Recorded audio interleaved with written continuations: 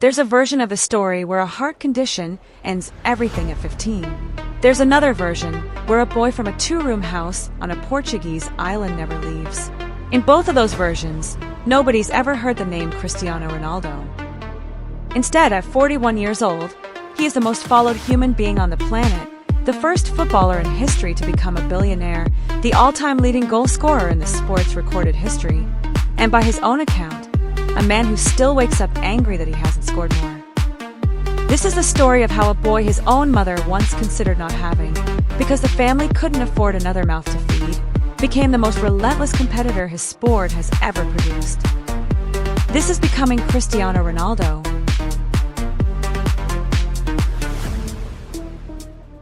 Cristiano Ronaldo dos Santos Aveiro was born on February 5, 1985, in Funchal, on the Portuguese island of Madeira, the fourth and youngest child of José Diniz Aveiro, a municipal gardener who also worked as the kit man for a local amateur club, and Maria Dolores, who worked as a cook. His middle name came from his parents' admiration for Ronald Reagan. The household was poor even by the standards of the neighborhood. Money was tight enough that his mother later admitted, publicly, that she had considered not continuing the pregnancy simply because the family couldn't picture feeding a fourth child. He arrived anyway, into a two-room home he shared with three siblings, in a household where his father's drinking added its own quiet weight to everything else. Football was free, and football was everywhere. Ronaldo played constantly, with balls made from rags and plastic bottles when a real one wasn't available, on streets too narrow and steep for anything but bare feet and instinct. He was small, wiry, and according to nearly everyone who played with him, obsessed with winning to the point of tears when things didn't go his way. The other kids nicknamed him Crybaby, not because he was fragile, because losing physically hurt him. By 10, his talent had outgrown the street. He joined Nacional, one of Madeira's academy clubs, and started collecting the kind of attention that eventually reaches the mainland. In 1997, at 12 years old, Sporting Clube de Portugal, one of the country's giant academy factories, the same pipeline that had produced Luis Figo, invited him to Lisbon for a trial. His mother had a hunch about him. His father and older brother wanted him at a rival club. Sporting won out. It would cost the club roughly £1,500 to sign him. It's one of the more absurd bargains in football history. 12 years old, on a plane for the first time, accompanied by his godfather instead of his parents, Ronaldo arrived at Sporting's academy grounds and immediately looked like the wrong decision. Coaches watching the trial weren't impressed by his frame. Skinny, small, unremarkable to look at. Then he touched the ball. Within one training session, coaches were pulling each other aside to say they'd found something different. By the end of the trial, the other boys were crowding around him, because even at 12, they already knew who the best player on the pitch was. He made the academy. He did not make the transition easy on himself. Separated from his family for the first extended stretch of his life, Ronaldo was devastatingly homesick. He spoke with a thick Madeira accent that other academy boys mocked mercilessly. He missed his mother's cooking, his island, his siblings. Most kids in that position asked to go home. Ronaldo channeled the loneliness directly into training, arriving early, staying late, treating every session like an argument he needed to win. School became collateral damage. At 14, after a confrontation with a teacher he felt had disrespected him, by most accounts, he threw a chair. Ronaldo was expelled. He never advanced past a basic level of formal education. With his mother's agreement, he made the decision to abandon school entirely and commit everything to football. Then at 15, football itself nearly ended for him. Routine medical checks at the academy picked up a racing heart, tachycardia, a condition where his resting heart rate stayed abnormally elevated even when he wasn't moving. Doctors told his family it could force him to give up the sport permanently. His mother later described the fear of that conversation as one of the worst of her life. Surgeons used a laser procedure to cauterize the irregular cardiac pathways causing the problem.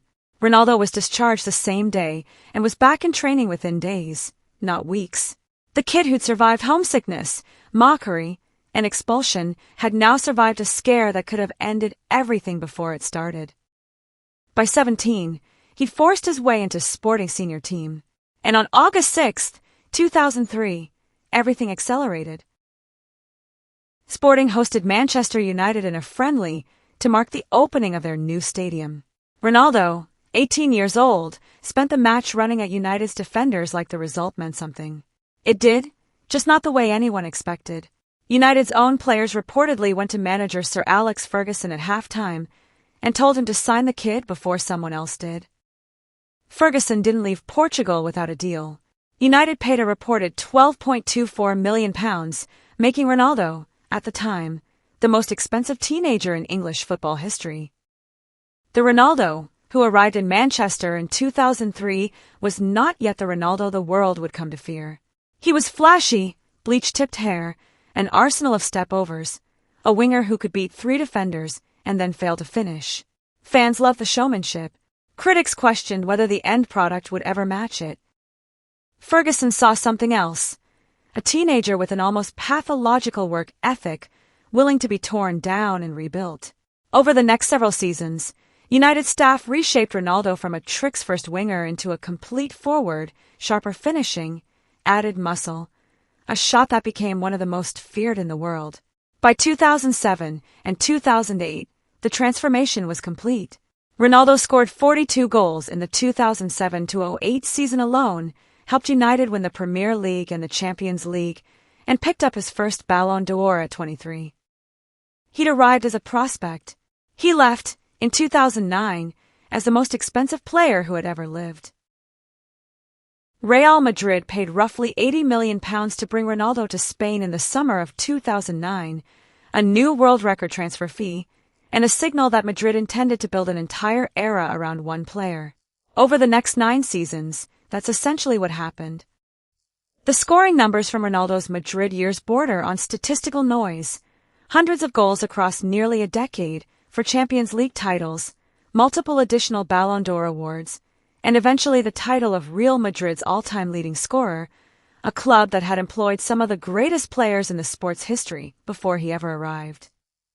This is also the period that cemented football's defining individual rivalry of the era, Ronaldo at Madrid, Lionel Messi at Barcelona, trading Ballon d'Or trophies and records back and forth for the better part of a decade. Fans picked sides the way people pick religions. The debate never fully settled anything, but it turned both players into figures who transcended the sport itself. What the Madrid years didn't give Ronaldo was the one thing that still felt unfinished, something for Portugal, on the international stage, that actually mattered. 4 years, critics had a specific argument against Ronaldo's greatness. Individual brilliance, sure, but nothing major for his country. Portugal reached the Euro 2016 final against host nation France with a chance to change that. 25 minutes in, Ronaldo went down injured and was carried off in tears, his tournament apparently over before the moment he'd wanted most. He didn't leave the sideline.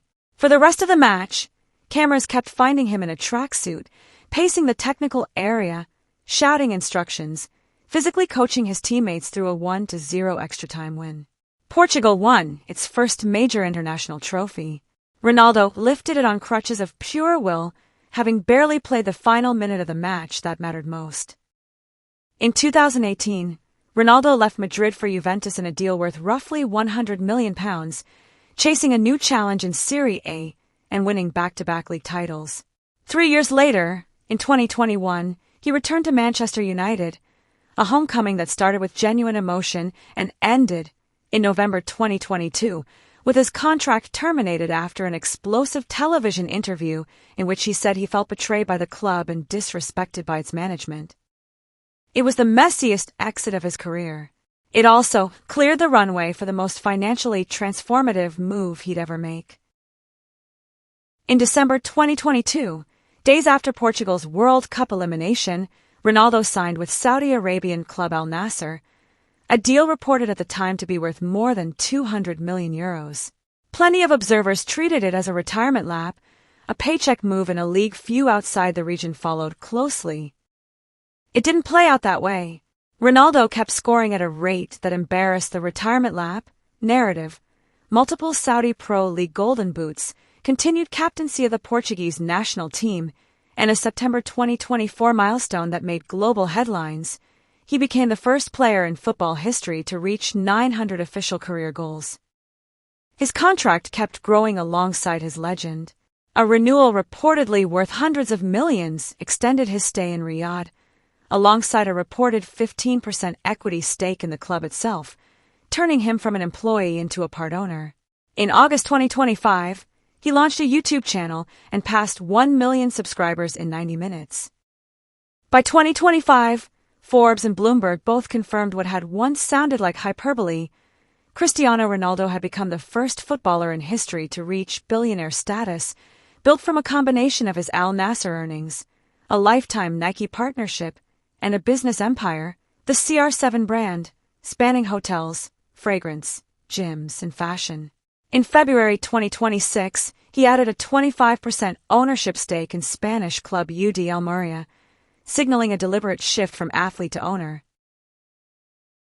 Ronaldo's personal life moved in parallel with his business one. He'd met Georgina Rodriguez in 2016 at a Gucci store in Madrid, where she worked as a sales assistant while he was still a Real Madrid player shopping as a customer. Nearly a decade, 5 children, and 1 Netflix docuseries later, Rodriguez announced their engagement in August 2025 with a single Instagram post. "Yes, I do. In this and all my lives." The relationship hasn't been without heartbreak. In 2022, the couple lost one of a set of twins during childbirth, a loss Ronaldo and Rodriguez spoke about publicly and with visible grief. Their surviving family includes Ronaldo's eldest son, born in 2010, and 4 more children born across the years that followed. Then came the ending nobody could script cleanly. At 41 years old, Ronaldo led Portugal into the 2026 World Cup, his 5th, a record no other player has matched, having found the net in each of the previous 4 tournaments. This time, Portugal's run ended in the knockout stage with a 1-0 loss to Spain. There was no fairy tale finish, no final trophy to close the loop. Just a 41-year-old legend walking off a World Cup pitch for what almost certainly was the last time in his career. It would be easy to tell the story as a fairy tale. Poor island kid becomes the richest athlete alive. But the more honest version is less magical and considerably more instructive. A boy whose own household nearly didn't have room for him, who turned homesickness and mockery into fuel instead of an excuse to quit, who survived a heart condition that could have ended everything at 15, and who has spent every year since refusing to accept that enough was ever a real number. He wanted 1,000 goals. He's close enough that betting against him still feels foolish. The island is still there. The house he grew up in has become a landmark. And the crying kid who couldn't stand to lose became the most relentless competitor his sport has ever met. That's the receipt.